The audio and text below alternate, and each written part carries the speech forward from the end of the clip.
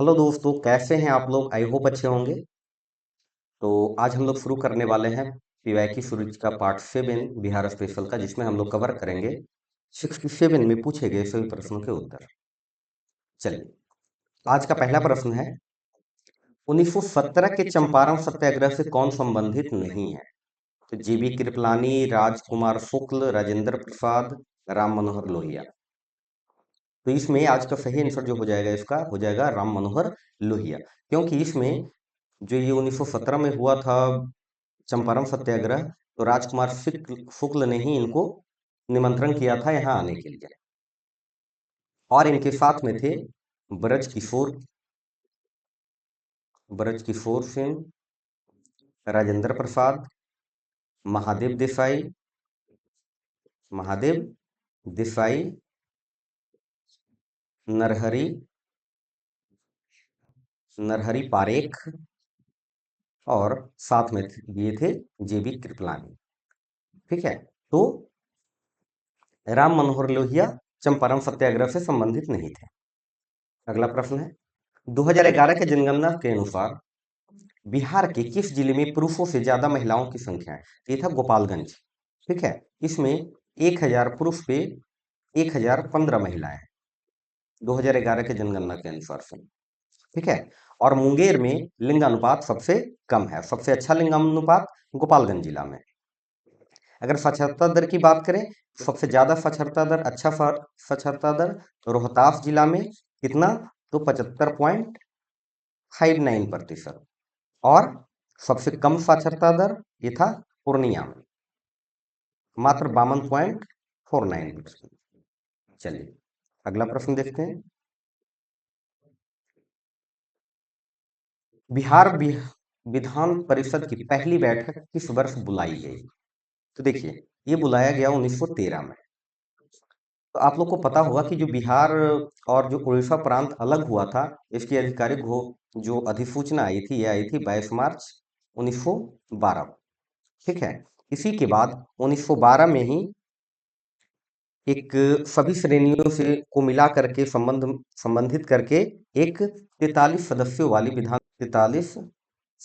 वाली विधान परिषद का गठन हुआ। तो विधान परिषद का गठन हुआ कब? 1912 में विधान परिषद का गठन हुआ। कब? 1912 में ही। आगे चल के 20 जनवरी 1913 को 20 जनवरी 1913 को पहली बैठक बुलाई गई पटना के बांकीपुर में। तो पटना कॉलेज आप लोग जानते होंगे, तो पटना कॉलेज जो बांकीपुर में है, तो वहां पे बुलाया गया पहली बैठक, पटना कॉलेज के बांकीपुर में। ठीक है, चलिए, बिहार से रश्मि कुमारी एक क्या है? अंतर्राष्ट्रीय क्रिकेटर, कैरम चैंपियन, फुटबॉल खिलाड़ी, शतरंज खिलाड़ी। तो ये है कैरम चैंपियन, अंतर्राष्ट्रीय कैरम चैंपियन है। और ये 1992 से खेल रही हैं, 1992 से ही खेल रही हैं, 2 बार विश्व चैंपियन भी बन चुकी हैं। और उसके अलावे कई बार इन्होंने अंतर्राष्ट्रीय लेवल के पदक जीते हैं, और लगभग लगभग 4 बार ये सार चैंपियन बनी है। अब 12 से ज्यादा इनके पास राष्ट्रीय खिताब है। ठीक है, बिहार सरकार को डिजिटल इंडिया अवार्ड किस लिए दिया गया था? तो डिजिटल इंडिया अवार्ड दिया गया था कोविड-19 के समय। और कोविड-19 के लिए जो प्रवासी लोग थे, बाहर थे, वो ऐप के तहत सब लोगों को बुलाने के लिए जो एक बिहार सरकार की पहल की गई थी, इसके लिए डिजिटल इंडिया अवार्ड दिया गया था। ठीक है, बिहार विधानसभा में अनुसूचित जाति के उम्मीदवारों के लिए कितनी सीटें आरक्षित है? तो देखिए, पहले पूरा आपको समझना होगा इस चीजों के लिए कि बिहार विधानसभा, तो बिहार विधानसभा में टोटल 243 सीट है। टोटल सीटें कितने हैं? 243, जिसमें से 38 सीटें आरक्षित है अनुसूचित जाति के उम्मीदवारों के लिए, है ना। और अगर जो लोकसभा की बात करें, तो लोकसभा में कितनी सीटें हैं बिहार में? तो लोकसभा में जो सीटें हैं बिहार में, ये हैं 40, जिसमें 6 सीटें आरक्षित हैं, 6 सीटें आरक्षित हैं। ठीक है, अब देखिए, बिहार से राज्यसभा सदस्य कितने चुने जाते हैं? बिहार से राज्यसभा सदस्यों की जो संख्या है, ये है 16। राज्यसभा की संख्या कितनी है बिहार से? 16। और विधान परिषद की संख्या कितनी है? विधान परिषद की, तो विधान परिषद की जो संख्या है ये है 75। ठीक है, चलिए। बिहार में पंचायत निकायों में महिलाओं को 50% का आरक्षण किस वर्ष प्रदान किया गया था? तो ये एक शुरुआत जो की गई इसकी 2006 से, और बिहार इसका पहला राज्य था। बिहार पहला राज्य था इसका प्रयोग करने वाला, क्योंकि ये संविधान के अनुच्छेद 243 डी के तहत ऐसा प्रावधान है कि किसी भी क्षेत्र में आप आरक्षित किस तरीके से हैं उस तरीके से कर सकते हैं, जैसे अनुसूचित जाति, पिछड़ा, महिला, इस तरीके का प्रावधान है 243 डी में। तो इसके तहत करने वाला बिहार के पंचायत निकाय चुनाव में बिहार एक पहला राज्य था पूरे भारत। झारखंड बनाने के लिए बिहार को किस वर्ष विभाजित किया गया था? तो देखिए, ये जो इसकी जो स्टोरी है, बहुत पहले से बंगाल से जो बिहार अलग हुआ, बंगाल से जो बिहार अलग हुआ, ये हुआ आधिकारिक सूचना जो जारी हुई थी इसके लिए, ये हुआ था 22 मार्च 1912 को। इसी दिन हम लोग बिहार दिवस के रूप में भी मनाते हैं। ठीक है, बिहार दिवस के रूप में इस दिन से हम लोग मनाते हैं। इसके बाद 1 अप्रैल 1936 को हो गया इससे उड़ीसा अलग। कौन? उड़ीसा इससे अलग हो गया। इसी के बाद 15 नवंबर 2000 को झारखंड अलग हो गया। कौन अलग हो गया? झारखंड अलग हो गया। तो 2000 में बिहार में मानव विकास उप मिशन के अंतर्गत कितने विभाग शामिल हैं? तो इसमें 7 विभाग शामिल हैं। और इसकी दो सबसे पहले जो इसकी एक अधिनियम के तहत जो इसका गठन किया गया था, तो ये किया गया था समाज विकास अधिनियम 1860 के तहत बिहार विकास मिशन का गठन हुआ। और बिहार विकास मिशन का जो गठन हुआ, इसके अंतर्गत आते हैं 7 विभाग। अगर 7 विभागों की बात करें तो प्रमुख विभाग विभाग जो है सातों में, जैसे स्वास्थ्य विभाग, शिक्षा विभाग, समाज कल्याण विभाग, अनुसूचित जाति और अनुसूचित जनजाति विभाग, पिछड़ा वर्ग और अति पिछड़ा वर्ग विभाग, अल्पसंख्यक कल्याण विभाग और आपदा प्रबंधन विभाग, ये 7 विभाग आते हैं इसमें। ठीक है, वर्ष 1855 में संथाल विद्रोह का नेतृत्व किसने किया था? ये नेतृत्व जो किया गया था सिद्धू और कान्हू के द्वारा, और ये जो आंदोलन चला था 1855 से 56 तक, ये था कर नीति के खिलाफ और सांस्कृतिक छेड़छाड़ जो किया जा रहा था पारंपरिक संस्कृति से, उसके खिलाफ ये आंदोलन था। सिद्धू कान्हू ब्रदर ने किया था, इनके साथ 2 भाई और भी थे और 2 बहनें। सिद्धू कान्हू के जो भाई थे चांद भैरव और फूलो और झानो, 2 बहनें थी इनकी। तो इन्हीं के द्वारा ये शुरू किया गया था और 1856 में अंग्रेजों ने इसका अपने कुशल सिपाहियों की मदद से इसका दमन कर दिया था। गांधी को चंपारण आने का आमंत्रण किसने दिया था? तो ये आमंत्रण जो दिया गया था राजकुमार शुक्ल के द्वारा, क्योंकि राजकुमार शुक्ल 1916 के लखनऊ अधिवेशन जो हुआ था कांग्रेस में, इसमें ये पार्टिसिपेट किए थे लखनऊ अधिवेशन में। यहीं पे ये गांधी जी से मिले और जो तीन पद्धति चल रहा था उसके तहत, उसमें जो दमनकारी टैक्स वगैरह थे और जबरन जो कृषि प्रणाली थी, उसके लिए तरफ गांधी जी का ध्यान आकर्षित किया गया था जो राजकुमार शुक्ल के द्वारा। तो इन्होंने ही बोले थे कभी चंपारण आकर के इसके बारे में विचार कीजिए और देखिए कि क्या हो सकता है। तो फिर गांधी जी आए, चंपारण आंदोलन किए और उसके तहत फिर 25% कर भी माफ हुआ, रिटर्न दिया गया अंग्रेजों को। एक समिति बनाई गई और समिति में गांधी जी भी मेंबर थे और तीन कटकीय पद्धति को समाप्त किया गया अंग्रेजों के द्वारा। और समाप्त ही नहीं, जिनको करना है खेती वो कर सकते हैं, जबरन कोई नहीं कर सकता। बोध गया में किसे ज्ञान की प्राप्ति हुई थी? तो बोध गया में ज्ञान की प्राप्ति हुई थी गौतम बुद्ध को। कहाँ पे हुआ था? तो ये फल्गु नदी के किनारे, इसे निरंजना नदी भी बोला जाता है। तो इनका जो जन्म हुआ था ये 563 ईसा पूर्व में इनका जन्म हुआ था और 29 वर्ष की उम्र में ये अपना गृह त्याग दिए थे। गृह त्याग करके ज्ञान की खोज में चल पड़े और 35 वर्ष की उम्र में बोध गया में इनको ज्ञान की प्राप्ति हुई थी एक पीपल वृक्ष के नीचे। इनकी जो ज्ञान की प्राप्ति हुई थी, इनका जो ज्ञान था, ये ज्ञान था मध्यम मार्ग। क्या ज्ञान था? मध्यम मार्ग। मध्यम मार्ग का ज्ञान था इनका। 1913 में पटना में अनुशीलन समिति का एक शाखा की स्थापना किसने की थी? सबसे पहले हमें जाना होना होगा कि अनुशीलन समिति था क्या। तो देखिए, अनुशीलन समिति का जो शुरुआत किया गया था, ये किया गया था, इसकी जो स्थापना सबसे पहले जो हुई थी कोलकाता में। ठीक है, इसकी स्थापना हुई थी कहाँ? कोलकाता में। ठीक है, तो किसके द्वारा? तो इसकी जो स्थापना जो किया गया था,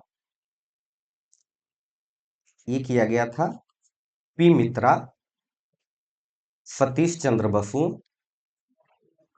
सतीश चंद्र बसु और बरिंदर कुमार के द्वारा। बरिंदर कुमार के द्वारा ये इसकी स्थापना किया गया था अनुशीलन समिति का। और मेन इसमें सहयोग इसको किए थे अरविंदो घोष।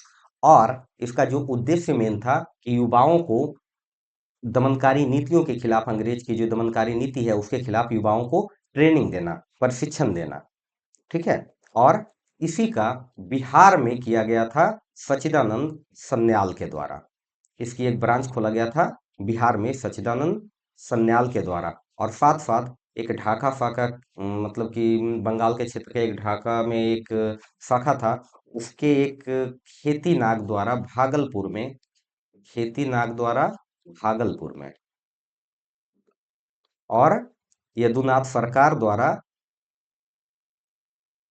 यदुनाथ सरकार द्वारा बक्सर में ट्रेनिंग देने की व्यवस्था की गई थी। और खेती नाग जो थे, ये ढाका के जो शाखा के अध्यक्ष थे। बिहार समाजवादी पार्टी का गठन किन्होंने किया था? तो इसका जो गठन किया गया था फूलन प्रसाद वर्मा द्वारा और जयप्रकाश नारायण द्वारा। फूलन प्रसाद वर्मा और जयप्रकाश नारायण द्वारा 1931 में इसका गठन किया गया था। ठीक है, इसमें इनके जो सहयोग दिए थे गंगा शरण सिन्हा और रामवृक्ष बेनीपुरी और रामानंद मिश्रा, ये तीनों इनको सहयोग दिए थे बिहार समाजवादी पार्टी के गठन में। शेरशाह का मकबरा कहाँ है? तो शेरशाह सूरी का जो मकबरा है, ये है बिहार के सासाराम में। कहाँ है? सासाराम में। और ये जो सासाराम में है, ये अफगान स्थापत्य कला का एक और मात्र एक उदाहरण बचा हुआ है देश में। सबसे अच्छा उदाहरणों में से एक है। और इसका जो मकबरा है, ये अष्टकोणीय मकबरा है। और ये पूरे भारत देश में अष्टकोणीय मकबरा का मात्र एक उदाहरण। बिल्कुल एक झील के बीच में ऊंचे चबूतरे पे ये बनाया गया अष्टकोणीय मकबरा, और ऊपर से गुंबद के रूप में उसके ऊपर ढका हुआ है।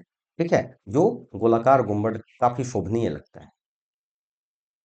अगला प्रश्न, सोन और गंगा नदी का संगम बिहार के किस जिले में है? तो सोन और गंगा नदी का संगम है जो बिहार के पटना जिले में है। और सोन नदी की अगर बात करें तो सोन नदी मध्य प्रदेश के अमरकंटक के पहाड़ियों के निकट से निकलता है, और बिहार में ये रोहतास, औरंगाबाद, अलवर और भोजपुर जिले से बहता हुआ गंगा नदी में मिलता है। तो गंगा नदी में जहाँ मिलता है, तो गंगा से थोड़ा सा पश्चिम में एक मनेर जगह, मनेर शरीफ भी बोला जाता है, मनेर के लड्डू फेमस है, वहाँ फिरदौसिया का एक मकबरा टाइप का भी है। तो वहीं से ये गंगा में मिलता है। तो वो जो क्षेत्र आता है वो आता है पटना जिला में। ठीक है, तो ऐसा भी पूछा जाता है, तो मनेर के पास मिलता है, ये भी कहा जा सकता है। बिहार का पहला रामसर स्थल, तो देखिए बिहार का जो पहला रामसर स्थल था, और देश का ये जो राम था 39वां, देश का 39वां, और बिहार का पहला, ये था कांवर झील। ये कांवर झील कहाँ है? तो ये है बेगूसराय में। कांवर झील कहाँ है? तो बेगूसराय में। ये 16 वर्ग किलोमीटर में फैला हुआ है, जिसमें बहुत सारे प्रवासी पक्षी जो हैं उसके लिए ये बहुत योग्य है। इसके अलावा भी बिहार में बहुत सारे रामसर स्थल हैं। इसके अलावा बिहार में 5 और रामसर स्थल हैं। तो 2 हैं इसमें, नागी और नकटी जो जलाशय है, ये है जमुई में। और फिर एक है गोकुल जलाशय, जो है गोकुल है बक्सर में। एक है उदयपुर जलाशय जो है पश्चिम चंपारण में। और एक है गोगाविल झील जो है कटिहार में। तो इसके अलावा बिहार में 5 और है। टोटल बिहार में कितने हैं जलाशयों की संख्या रामसर स्थल की? तो ये है 6। ब्रह्मायोनी हिल बिहार के किस जिले में स्थित है? तो ये गया जिले में है। तो गया जो है बहुत सारे छोटे-छोटे पहाड़ों से घिरा हुआ क्षेत्र है गया। तो जिसी में रामशिला, प्रेतशिला और ब्रह्मायोनी प्रमुख है। तो ये ब्रह्मायोनी की अगर जो बात करें तो इसका जो उल्लेख है रामायण और महाभारत में भी इसका उल्लेख किया गया है। बौद्ध साहित्यों में भी इसका उल्लेख है। अगर इसकी चोटी पे चढ़ के देखा जाए तो गया का बहुत सुंदर मनोहर दृश्य पूरा गया का दिखता है। बिहार के कृषि जलवायु क्षेत्र में सबसे अधिक जिले, तो देखिए बिहार के जो कृषि जलवायु क्षेत्र है तो इसका 3 भाग और एक उपभाग में इसके जलवायु क्षेत्रों को बांटा गया है। तो एक उसी में से एक भाग है उत्तर पश्चिम भाग, ठीक है? तो एक भाग है उत्तर पश्चिम भाग जिसमें सबसे ज्यादा 13 जिले हैं इसमें उत्तर पश्चिम भाग में। अब बिहार के मैप के अनुसार से देखेंगे तो उसमें उत्तर पश्चिम के जो प्रमुख जिले हैं ये है सारण, सिवान, गोपालगंज, अररिया, ये सब जो क्षेत्र हैं सारे उत्तर पश्चिम क्षेत्र में आते हैं। और ये कृषि जलवायु का के तहत शामिल किए गए सबसे ज्यादा जिले हैं। कितने जिले हैं टोटल? 13 जिले हैं। ठीक, तो आज के लिए इतना ही। मिलते हैं हम अगले पार्ट में। धन्यवाद। और जो लोग नए हैं इस चैनल को लाइक कीजिए, शेयर कीजिए, सब्सक्राइब कीजिए, दोस्तों में बताइए और कुछ अगर गलतियां हों तो मुझे बताइए, कमेंट करके जरूर बताइए। धन्यवाद।